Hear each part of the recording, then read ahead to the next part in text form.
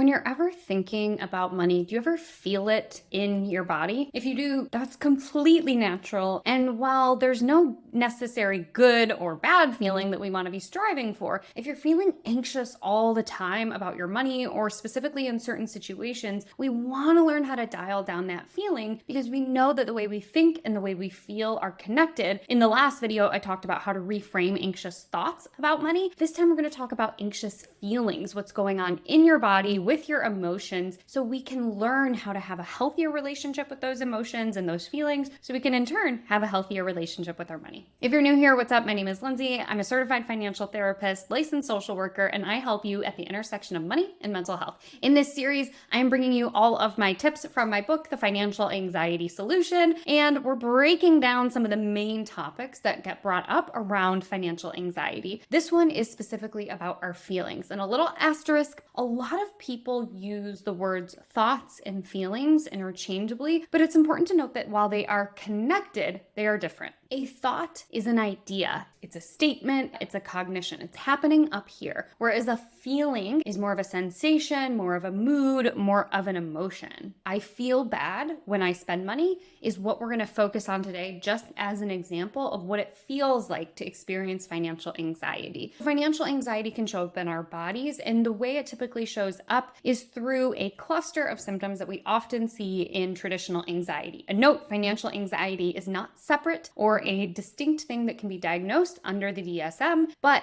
it mirrors a lot of the same things that we see in traditional anxiety. So financial anxiety often feels like having a racing heart, struggling to breathe, feeling tension or tingling in your muscles or your limbs, nausea, dizziness, any of those kind of anxious feelings are the physical sensations that we experience when we have financial anxiety. Simultaneously, the emotions that go along with feeling really jittery, intense, and on edge could be guilt, could be avoidance, could be nervousness. There are so many different things that might be going on. So let's start first with identifying where that emotion or that feeling is coming up. Is it constant? Are you just always feeling on edge about money? Or is it in specific circumstances, such as when you get a paycheck, when you go out to dinner with friends, when it's time for you to Venmo your babysitter? When are the times when you're feeling physically anxious in your body when it comes to money? That's the first thing we need to do, is recognize exactly which situations it's happening in so we can start to play scientist and notice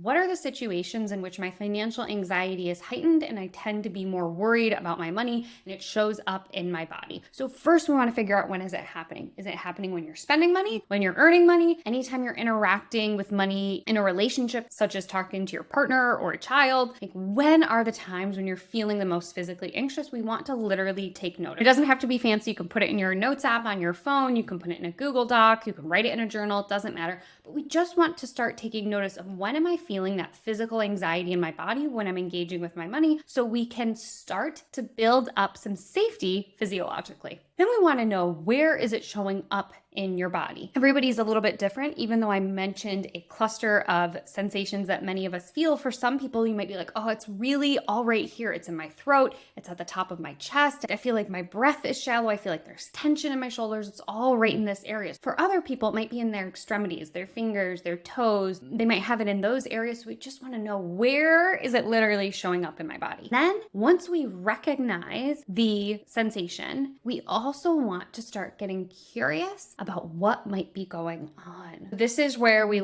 set up the stage to be as safe as possible and ask yourself, what might be the reason that I'm feeling this sensation? And for a lot of us, we use kind of broad terms. I feel sad. I feel mad. I feel worried. And while there's nothing wrong with using words like that, we want to ask ourselves, what's underneath that sad? What's underneath that worry? And if you're struggling, I love taking a look at an emotion wheel. The emotion wheel was originally coined to Gloria Wilcox in the 1980s, and so many different artists, psychologists, sociologists have reimagined it. One that I'm personally loving a lot is by Abby Van Moogen. Apologies if I'm mispronouncing that, but they have on their website a handful of downloadable downloadable graphics that you can grab for free. And then they also have a paid section if you want more. Let's just take an emotion of sad. If you're going, oh, I feel sad when I think about my money. We want to go, okay, well, what else could it be? And if you're struggling to go, I don't know what's under sad, you can take a look at Abby's readapted wheel. Underneath the word sad, they also have listed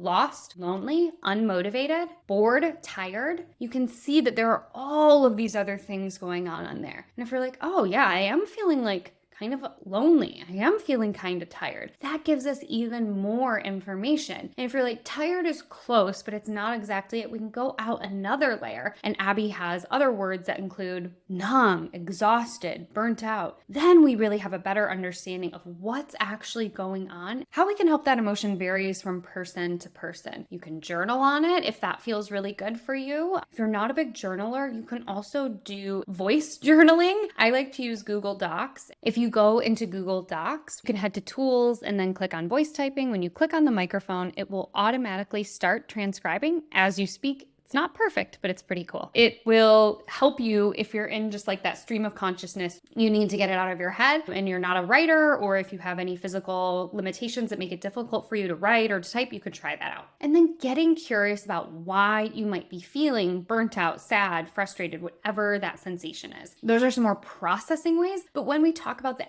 actual physical feeling, what can we do? I like to think about moving it through your body. In the book Burnout by the Nagoski sisters, they talk about this idea of completing the stress cycle. They hypothesize that in modern times, we are constantly being bombarded by different types of stress. Gotta drop my kids off at school, gotta pick my dog up from doggy daycare, have to turn in that report to my boss, all of these different stressors, and we don't have an opportunity for that stress to finally end. And so what they argue is that to get out of that fight, flight, freeze stress response, which is a normal physiological response, but if it's happening all the time, it can lead to burnout, overwhelm, exhaustion, all the negative things that come along with chronic stress. So they say to complete the stress cycle, you could do things like go for a walk, literally move your body, get that energy through. They also say you can literally shake. If you're like me and you have a dog, every now and then, like my dog will get up and like bump into something. And then what she does to kind of move through that is she does like a full body shake. What she's doing is physically processing that pain or that stressor that came to her and moving it through her body. We can do the same thing as humans. You can jump if that's accessible to you. You can go stretch. And a lot of people love just to dance, to move their body in a shame-free, judgment-free way.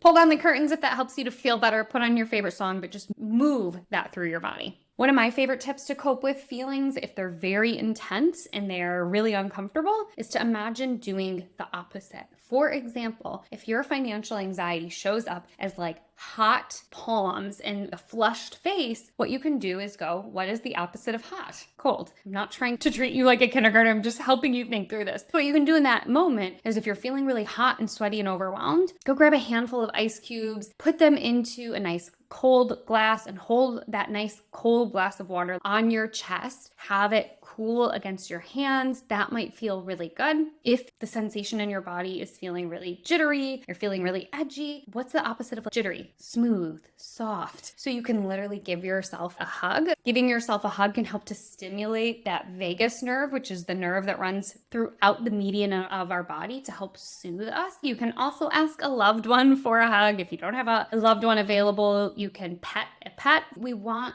to do kind of the opposite. So you can think through, if those physical sensations show up in my body and I don't really love them, what's the opposite that I can do? Another thing you can do is to breathe. A lot of us, when we're stressed, we tend to breathe high into our chest and short. As an adult, think about imagining consoling a kid after they have fallen off of their bike. What do? You run down, you swoop, you grab them, and you say, take a deep breath. You're okay. We want to kind of do that for our own adult nervous system, and that's why breathing is so powerful. Each breathing exercise is going to work differently for different people, so try out a few. There is a breathing exercise called box breathing, where you inhale for a count of 4, hold for a count of 4, exhale for a count of 4, and hold for a count of 4. Hence, box. So you can just imagine inhale, hold, exhale, hold, and do several rounds of that, and you'll notice hopefully your nervous system start to regulate. Another option is called alternate nostril breathing. It's where you breathe in one nostril and out the other. Of course, if you have allergy issues or a deviated septum, this might not work. You literally